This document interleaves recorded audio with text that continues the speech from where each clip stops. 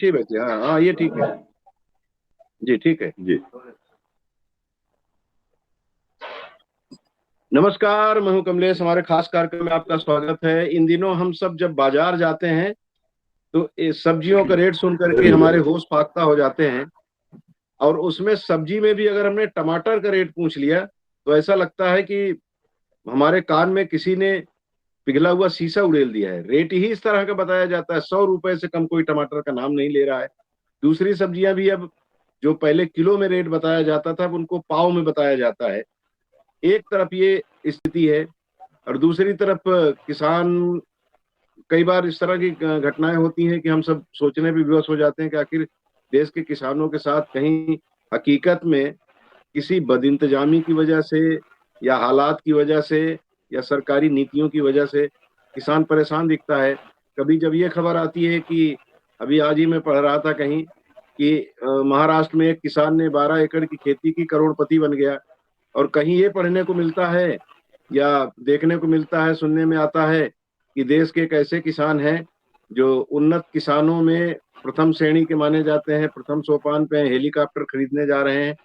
तो मन में भाव आता है कि ठीक है, खेती कम ज्यादा हो सकती है, लेकिन ये जो तमाम रूप दिखाई देते हैं किसानों के या बाजार के, तो मन हुआ कि क्यों नहीं हम हेलीकॉप्टर वाले किसान नेता या किसान डॉक्टर राजाराम त्रिपाठी जी से ही इस पर बात कर लें। तो आज हमारे साथ आदरणीय त्रिपाठी जी हैं। भैया, स्वागत है आपका कार्यक्रम में बहुत बहुत।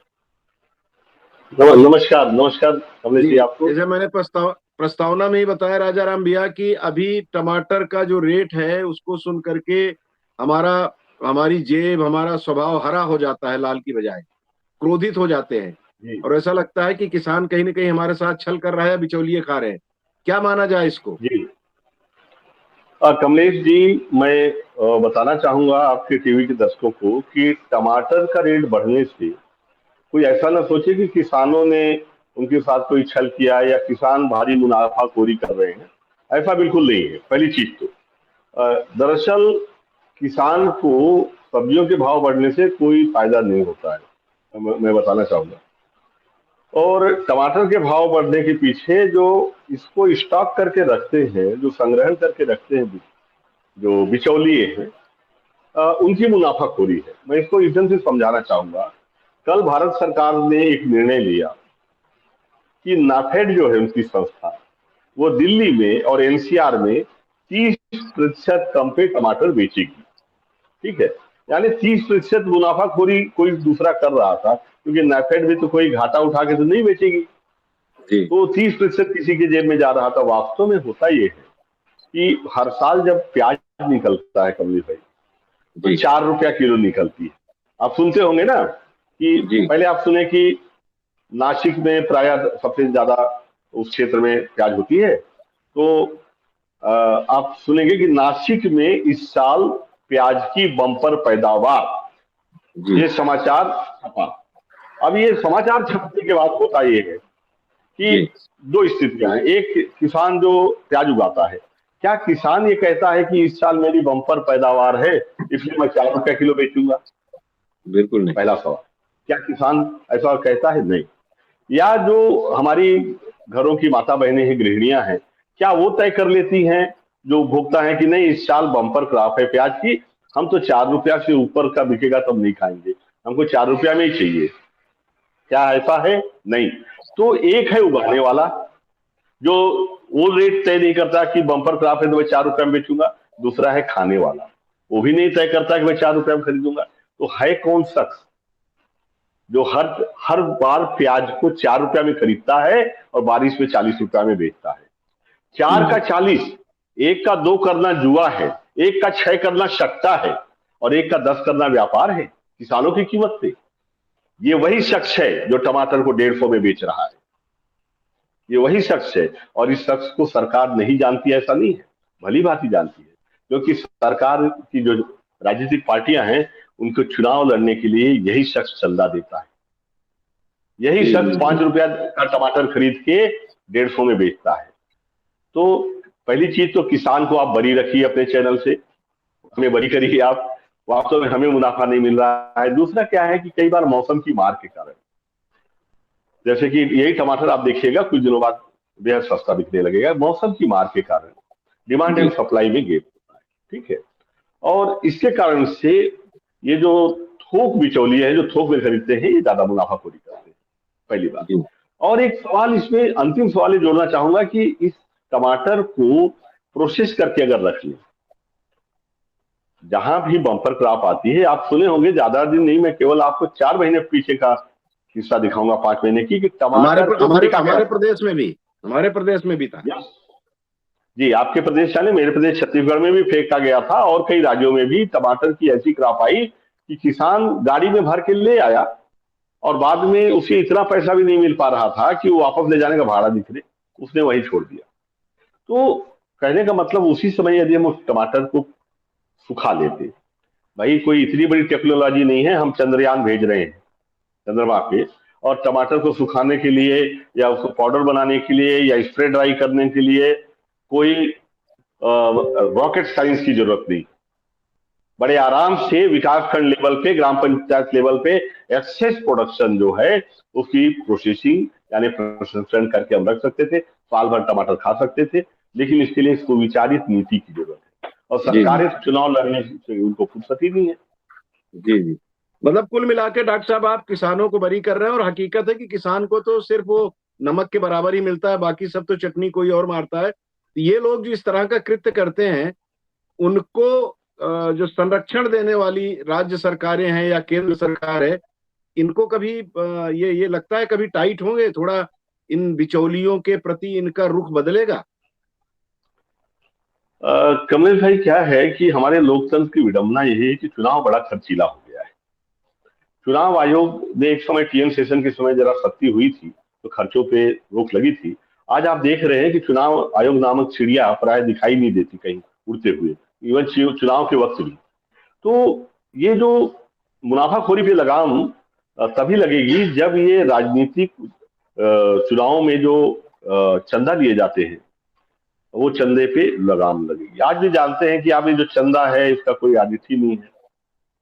आप जानते हैं कि सभी पार्टियां चाहती हैं कि उसका कोई विशेष ऑडिट ना हो, कोई दोषी ना हो। एक समय आपको ख्याल होगा जब दाल 100 से 200 रुपए किलो बिक रही थी, जी। जी। और बाद में हमको दाल इंपोर्ट करना पड़ा बर्मा से, इथोपिया से, कई देशों से हमने इंपोर्ट किया, लगभग 80,000 मीट्रिक टन। तो मेरे कहने का मतलब, उसी साल दाल का 54 रुपया अरहर का रेट था, और 34 रुपया में किसान का बना, 34 रुपया में किसान की दाल बिकी। जी। केवल 6% दाल सरकार ने खरीदी, जो 54 रुपए के आसपास में बिका। बाकी 94% दाल किसानों को 30% घाटा में, जी। 35 रुपए 40 रुपए में बेचना पड़ा। तो किसानों ने हाथ खींच लिया कि भाई इतना घाटा, सरकार रेट तय करती है और रेट भी नहीं मिलता हमको, खाली वो रेट जो है लिखा रहता है पेपर में, या दीवार पे लिखी सुभाषितानी की बाती कि सदा सच बोलो, इस तरह की घोषणा गवर्नमेंट कर देती है, लेकिन उस पर खरीदी सुनिश्चित नहीं करती। मिनिमम सपोर्ट प्राइस पे जब तक खरीदी सुनिश्चित नहीं करेंगे कमलेश भाई, तब तक इस समस्या का हल नहीं होगा, पहली चीज। दूसरी, जो लोग ये सोचते हैं अव्यवहारिक है, ये संभव नहीं है। राजाराम जी कहते हैं, लेकिन ये संभव नहीं है कि साग सब्जी का भी कोई एमएसपी हो। जैसे मैं कहता हूं, हर फसल का एक एमएसपी होना चाहिए, न्यूनतम समर्थन मूल्य होना चाहिए। इससे कम पे कोई खरीदे तो एक कानून होना चाहिए, जुर्म है इससे कम पे। उसी तरह अधिकतम कीमत में भी, अधिकतम कीमत का भी एक नियम होना चाहिए, एमआरपी भी होनी चाहिए कि टमाटर मिनिमम 15 रुपया किलो, मान लीजिए, मैं उदाहरण दे रहा हूँ केवल, 15 रुपया किलो से कम में कोई खरीदता है व्यापारी किसान से, तो जैसे ही बिल 15 से कम का बना, तुरंत क्रिमिनल ऑफेंस दर्ज होना चाहिए, नंबर एक। दूसरा, 15 में खरीदा तो अधिकतम 30 में बेच लीजिए आप, 5 रुपया प्रोसेसिंग, आप स्टोरेज का खर्चा ले लीजिए, 20-25 ले लीजिए, 30 ले लीजिए। लेकिन 31 रुपया में अगर कोई बेचता है, 31 रुपया किलो में, तो तत्काल केस दर्ज। तो सरकार का जी। काम है लॉ एंड ऑर्डर कायम करना, सरकार इसीलिए चुनते ही हैं हम, इसलिए चुनते जी। हैं। जी। लेकिन जी। आप कब सुनते हो कि मुनाफाखोरों के खिलाफ, किस बड़े मुनाफाखोर के खिलाफ सरकार ने कार्रवाई की? आप समाचार में, न्यूज में ढूंढते रह जाइए। हम तो सीमा बिल्कुल हैदर जी बिल्कुल की बिल्कुल कहानी पे बिल्कुल पीछे बिल्कुल। पड़े हैं। जी। जी।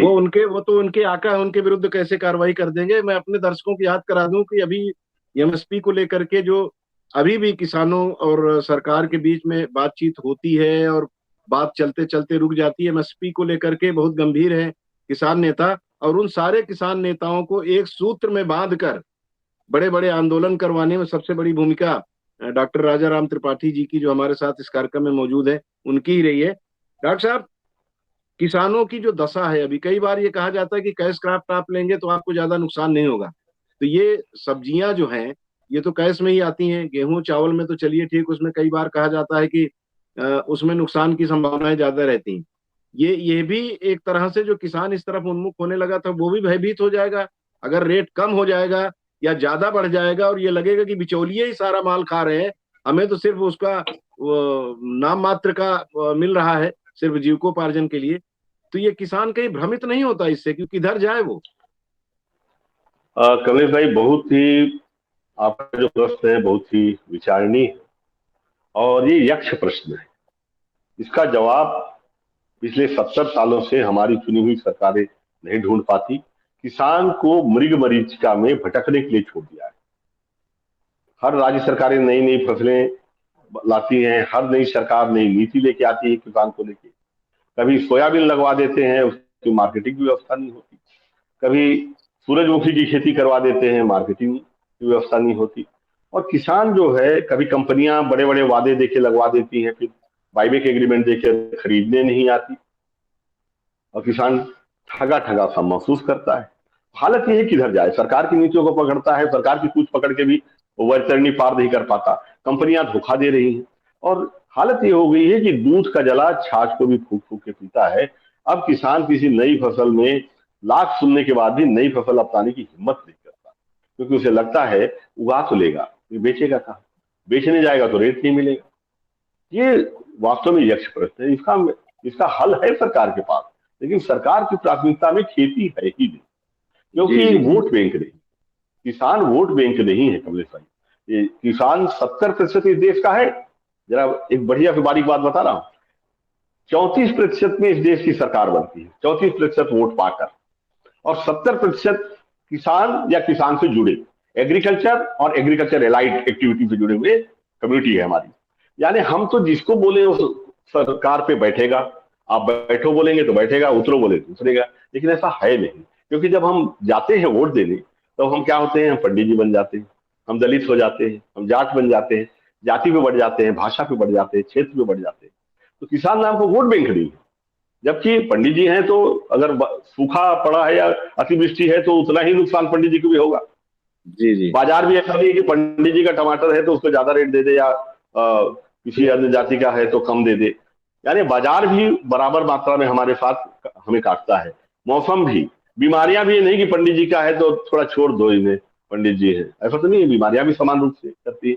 जब खेती में बाजार की खेती की परिस्थितियां समान है, घाटा नुकसान समान है, तो मेरा मानना है जब वोट देने जाते हैं तो जो कृषि नीति पर, खेती पे जिनका व्यापक दृष्टिकोण है, उन पार्टियों से हमें चर्चा करके चुनना चाहिए। बिल्कुल बिल्कुल करना चाहिए, लेकिन उस पर हो नहीं रहा है। मैं जिनसे बात कर रहा हूँ, डॉक्टर राजा राम त्रिपाठी जी, आप देश के सर्वाधिक पढ़े लिखे लोगों में से आपका शुमार है। आप 5 बार देश के सर्वश्रेष्ठ किसान घोषित किए जा चुके हैं। नक्सली बेल्ट जिसका नाम लेने से लोगों के तिरपन कांप जाते हैं, उस क्षेत्र में आप 12 से 1500 एकड़ जमीन पर 400 से अधिक किसानों के साथ मिलकर के खेती करवा रहे हैं। आपको दुनिया के तमाम वो खिताब मिल चुके हैं, वो सम्मान मिल चुका है, जिसका एक का आकांक्षी रहता है परिवार। आपको तो बहुत, कोई एक किसान, आपको तो बहुत सारे मिले हैं। जो स्थितियां आज की तारीख में देश में किसानों की है, जिस तरफ आपने इंगित किया कि संख्या हमारी पर्याप्त है लेकिन हम जातियों में बटे हुए हैं, किसानों की हालत दिन प्रतिदिन अच्छी होने की बजाय बिगड़ती जा रही है। उस हालत में मैं अपने आप को रोक नहीं पा रहा हूं। उस हालत में राजा राम त्रिपाठी जी हेलीकॉप्टर खरीदने जा रहे हैं। कमलेश भाई, मैं आज नहीं, मैं 30 साल पहले जब मैं बैंक की नौकरी छोड़ा या कॉलेज की प्रोफेसर की नौकरी छोड़ा, उस समय भी मैं कहता था कि खेती में सबसे ज्यादा संभावनाएं हैं। उस समय भी कहता था, हालांकि उस समय लगभग मुझे पागल ही मान लिया जाता था कि भाई 5 विषय में एमए कर लिए, डॉक्टरेट कर लिया कई सब्जेक्ट में, एलएलबी कर लिया तो पागल हो गए। हमारे गांव में तो मेरे साथ जो पढ़े थे, हमारे साथ जो पढ़े हैं मेरे गांव ककरार में, सबसे ज्यादा तक पढ़े हैं 8वीं तक शंभुनाथ चांदकी, मेरा अच्छे मित्र है मेरे, और वो सबसे बड़ी पद पे गए हैं, कोऑपरेटिव बैंक के चपरासी से रिटायर हो गए। हाल में। तो मेरा जो मित्र मंडल है, मेरी जिसे आप लोग कहते हैं एल्यूमनी होती है, तो उसमें सबसे ज्यादा पढ़े वो है। तो मेरे मित्र कहते थे कि भाई तुम यार इतनी अच्छी नौकरी लगी राजाराम जी, लेकिन आपकी दुर्बुद्धि है, आप तो नौकरी छोड़ के खेती चालू कर रहे हो। तो मैंने कहा नहीं, खेती में संभावनाएं हैं, और उस संभावनाओं को 30 साल में तलाश के मैंने सीख किया। वास्तव में इस देश की तरक्की का रास्ता अगर जाता है तो खेती से जाता है, पहली चीज। जी दूसरा, हम विश्व में नंबर एक, निर्विवाद रूप से नंबर एक किसमें, एक तो सरकारें कहती है हम इसमें नंबर एक नंबर दो है, लेकिन अंतर्राष्ट्रीय मीडिया जानता है कि हम कहाँ खड़े। लेकिन निर्विवाद रूप से नंबर एक है हम जनसंख्या में, 1 अरब 42 करोड़ के आसपास हम हो गए हैं, और जनसंख्या में नंबर एक है। तो इतने लोगों का पेट भरने के लिए कहाँ से आएगा अनाज? वही सरकार आयात करके इम्पोर्ट करके नहीं खिला सकती हमें, खेती जरूरी है। दूसरा, 54 करोड़ युवा है। इन 54 करोड़ युवाओं के दो दो हाथों को, यानी सोच लीजिए कि 1 अरब 8 करोड़ हाथों को रोजगार देने की क्षमता किसी अंबानी या अडानी में नहीं है, किसी बिल्कुल। राज्य सरकार केंद्र सरकार में नहीं है, केवल खेती में। और खेती का मतलब धान गेहूं की खेती केवल नहीं होता, 36 अलग अलग विधाएं हैं खेती में, मोती उत्पादन से लेके रेशम उत्पादन तक, मतलब 36 अलग विधाएं हैं। और इनमें वास्तव में पैसे हैं, लेकिन दो चीजें, एक तो गुणवत्ता होनी चाहिए, गुणवत्ता जी हमें बरकरार रखनी होगी अंतर्राष्ट्रीय स्तर की। दूसरी, बाजार उन्मुख खेती करनी होगी, जिसकी डिमांड हो, उन चीजों को डिमांड के अनुरूप उगाए। तीसरी बात है तकनीक, नई नई तकनीकों का उपयोग भी जरूरी है। हमें परंपरागत ज्ञान को भी सुरक्षित रखना है, और नई तकनीक को भी हमें उसमें ब्लेंड करना है, यानी समायोजित करना है। तो अगर ये हम करेंगे तो पैसा है। वास्तव में मैं ही नहीं, कई प्रगतिशील किसानों ने सिद्ध किया है कि खेती की राह से भी हम अच्छा कमा सकते हैं, अच्छे अपने बच्चों को अच्छा जीवन स्तर दे सकते हैं, अपने देश के लिए फॉरेन मनी, डॉलर और यूरो कमा सकते हैं। और 5 एकड़ का किसान भी, आज तो हालत यह है कि 10 एकड़ का किसान जमीन बेच के चपरासी की नौकरी के लिए घूस देके चपरासी की नौकरी करना चाहता है। कई उदाहरण है। लेकिन मेरा मानना है यदि समुचित ढंग से थोड़ा सा निवेश करके 5 एकड़ की खेती में अगर अच्छे से करते हैं तो डिप्टी कलेक्टर जितना कमा सकते हैं। डिप्टी कलेक्टर जी मतलब जी घूस घूस वाला कमाई की बात मैं नहीं कर रहा हूँ कि माइनिंग के डिप्टी कलेक्टर हैं तो पैसा छपेंगे सुबह शाम, या आरटीओ हो गए, तो मैं उसकी बात नहीं कर रहा हूँ। ईमानदारी से अगर कमाएंगे तो उतना 5 एकड़ का किसान कमा सकता जी जी जी। हम लोग पहले कभी कोई आता था यूरोप वगैरह घूम के आता था तो उससे पूछते थे, वहां का अनुभव तो बताता था यार, वहां के सफाई कर्मियों को हम लोग कार में आते देखते हैं तो बड़ा अजीब लग रहा था, किसानों को देखते थे कि कार में जा रहे हैं, बड़ा अजीब लगता था।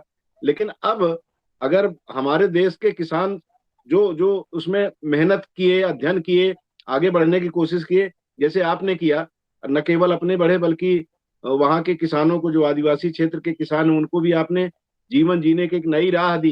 कई बार हम लोग परिहास में कहते हैं कि राजा राम त्रिपाठी जी लगता है भारत में इकलौते किसान हैं जो जीन्स पहनते हैं और एकदम लग्जीरियस लाइफ जीते हैं। तो शायद ये आप लोगों को आकर्षित करने के लिए, जिनकी बात आप कर रहे थे 108 करोड़ लोगों की, क्यों आए, खेती में बहुत कुछ है। वो समझे हेलीकॉप्टर भी शायद आप इसीलिए ले रहे हैं कि उनको लगे कि नहीं, आप आईएएस आईपीएस बन करके ही पैसा और शोहरत नहीं कमाओगे, बल्कि यहाँ भी वो सब कुछ है जो आप वहां पाना चाहते हो।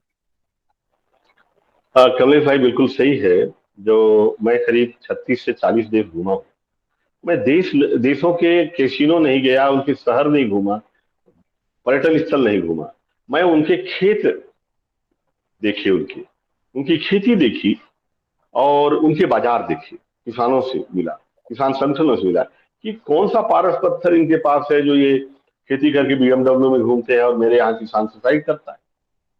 तो मैं लगातार जाते रहा, और हमने पाया कि भाई बाजार उन्मुख खेती, जैसे जो मैंने बताया, नई तकनीकों का प्रयोग, और बड़े एरिया में खेती करके जिनको पाया जा सकता है। बड़े एरिया मतलब छोटे छोटे अगर किसान हैं तो वो एक साथ मिलकर करें खेती। मेरे कहने का मतलब, बाजार में अगर आपको जाना है तो एक साथ मिलकर खेती भी करें, एक साथ मिलकर करें, बीज हम एक दूसरे को बार्टर करें, अपनी तकनीक शेयर करें। और जैसे अभी बताया 1500 एकड़, तो 1500 एकड़ राजा राम त्रिपाठी जी अकेले का नहीं, कई ढेर सारे किसान हैं, वो सब अपनी अपनी खेती करते हैं, लेकिन बाजार में हम एक साथ जाते हैं। क्योंकि बाजार जो है हमें लूट लेता है। जैसे अभी बताया ना, 150 रुपए में टमाटर बाजार बेच रहा है, किसान नहीं बेच रहा है। तो बाजार में क्या है, बड़ी मछलियां हैं, छोटा सा किसान जब जाता है तो उसे लूट लेते हैं। जैसे कि आपको मैं बता रहा हूँ, किसी बाजार में जाना, अगर कोई किसान रखा हुआ है, मान लीजिए पालक जो रख रहा है, तो अगर वो बोलता है कि भाई 50 रुपया में 5 गड्डी दे रहा है आप, तो आप जरूर मांगोगे कि क्या 6 मिल जाएगी, तो 6 दे जी देगा। जी अगर पहले से 6 रखा है तो आप फिर मांगोगे 7 मिल जाएगी, और पहले से 7 रखा है आप एक बार फिर मांगोगे 8 मिल जाएगी। तो कहने का मतलब, आपको लगता है आप उसे निगोशिएट कर सकते हो, ठीक है। वहीं पीवीआर में सिनेमा देखने जाएंगे, 400 रुपया का 10 ग्राम मक्के को भून के आपको दे देगा 400 रुपया में, या 380 देगा अगर, तो 20 रुपया आप छोड़ देंगे, अंधेरे में बेचारा टार्च जला के आया है, मुझे ढूंढा है, तो 20 रुपया रखे रहूंगा, ठीक है। तो ये अंतर है, ठीक है, जी जी यह अंतर है। रिक्शे वाले से आप हमेशा निगोशिएट कर लेंगे, हवाई जहाज में आप निगोशिएट नहीं करेंगे। 3,999 लिखा है, 3,999 देंगे आप। लेकिन रिक्शे वाला अगर बोलेगा 150 रुपया, तो हम अपनी पूरी बुद्धि लगा देंगे, हम नया समझ रहे हो, हाँ? हम 100 रुपया में आते जाते रहे हमेशा। तो कहने का मतलब, किसान गरीब है, आर्थिक स्तर पे नीचे है, इससे इसमें से निगोशिएट किया जाता है। हम क्या करें, हम एकजुट हुए। जैसे समुद्र में बड़ी मछली अगर है शार्क, तो कुछ मछलियां इतनी बुद्धिमान होती हैं कि छोटी छोटी 1,000 मछलियां शार्क के आकार में तैरने लगती है, आकार बना के। दूर से शार्क को दिखता है, कोई झुंड इस रूप से दिखता है, बहुत बड़ी मछली आ रही है, छोटी मछलियां बुद्धिमानी पूर्वक को आकार बना के तैरती हैं, और शार्क भाग जाती है कि मुझसे भी बड़ी साइज की मछली आ रही है। हम वही कर रहे हैं। हम बाजार में, जहां पे बाजार निर्मम होता है, पहली चीज बता दूं, ये नहीं कि इस साल यार बारिश कम हुई है और इस जी साल फसल कमजोर है तो थोड़ा रेट ज्यादा दे दूं, ऐसा नहीं है। किसान का रिश्ता और बाजार का रिश्ता, बुरा मत मानिएगा, कसाई और गोश्त का बन गया है, वो हमें बिल्कुल काटेगा ही। तो अब हम कैसे बचे उनसे, उसके लिए हमें एकजुट होना है, और ये एकजुटता लाना बड़ा कठिन है। मैं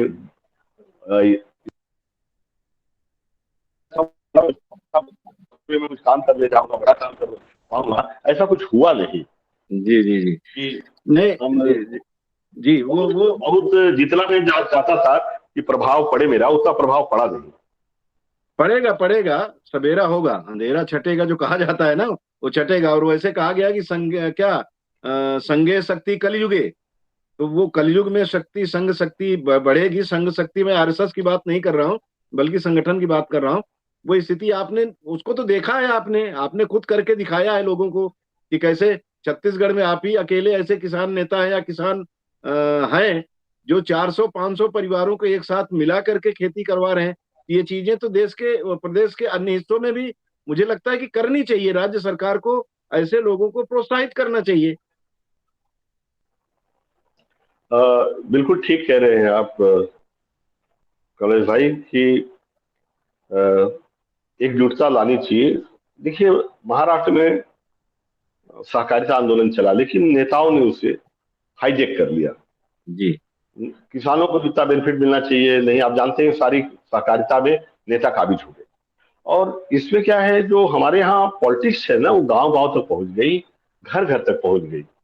ये दुष्प्रभाव हुआ, कटुता इतनी बढ़ गई, किसानों में एकजुटता कहाँ से आएगी। अभी कल एक मेरे सामने मामला आया था। एक जी जी किसान ट्रैक्टर लेकर अपने खेत जोतने जा रहा था, दूसरे किसान ने उसको रास्ता ही नहीं दिया, जबकि कुछ लगा नहीं उसके खेत में, जाने नहीं दूंगा। तो ये ईर्ष्या, द्वेष, मनुष्यता, जो राजनीति ने खराब किया है हमारी सोशल इंजीनियरिंग को, हमारे गांव के ताने बाने को जो नुकसान पहुंचाया है ना, मैं किसी पार्टी का नाम नहीं लूंगा, सभी पार्टियां कमोबेश उतनी ही दोषी है इसके लिए। तो गांव में जो सामुदायिकता की भावना थी, उसका बहुत तेजी से ह्रास हुआ है। यही कारण है कि एकजुटता के जरिए आगे बढ़ना थोड़ा कठिन है। लेकिन मेरा मानना है, मैं आशावादी हूँ, हमेशा मुझे लगता है कि राह वही जहां अंधेरा सबसे ज्यादा है। जी जी जी वैसे भी को एक शेर है ना, वतन की रेत मुझे एड़ियां रगड़ने दे, मुझे पता है पानी यहीं से निकलेगा। तो पानी तो वहीं जहां आप कोशिश कर रहे हैं, वो अंततः निकलेगा वहीं से। और आप अपनी इस वाह। कोशिश में सफल हो। माँ दंतेश्वरी आपको सफल करे, ईश्वर की कृपा आप पर बनी रहे। और आप किसानों को ऐसे ही एकजुट करके, न केवल छत्तीसगढ़ के किसानों को बल्कि देश के किसानों को भी अपने नेतृत्व में आगे बढ़ाते रहें, यही शुभकामना। आपने समय दिया इसके लिए बहुत बहुत शुक्रिया आपको, बहुत बहुत धन्यवाद। कमलेश भाई, एक मिनट, एक मिनट, एक मिनट कमलेश भाई, जी ये जो हम लोगों का की वार्तालाप हो रही है ना, ये जी इससे ये देख रहे हैं हमारे साथ सारे साथी भी देख रहे हैं, मैं दिखाना चाहूंगा। ये जी सारे के सारे खेती किसानी को प्रेरित होकर आए हैं, कोई आईटी सेक्टर से है, कोई मीडिया से है, अलग अलग साथी। तो जी क्योंकि समय का थोड़ा दाएं बाएं हो गया था, जी जी। चलिए, आप सबको तो जितने लोग धन्यवाद। डॉक्टर साहब के साथ बैठे हैं, हमारे इस कार्यक्रम को सुन रहे हैं, आप सबको भी बहुत बहुत शुभकामनाएं। ईश्वर आपको प्रगति की राह दे। और राजा राम त्रिपाठी जी जो अलख जगाए हैं, आप लोग भी उसमें अपनी सहभागिता इसी तरह से निभाते रहें। बहुत बहुत धन्यवाद आप सबको, बहुत बहुत शुक्रिया हमें आपकी शुभकामनाएं इन सबको अभी बता दूं। सर।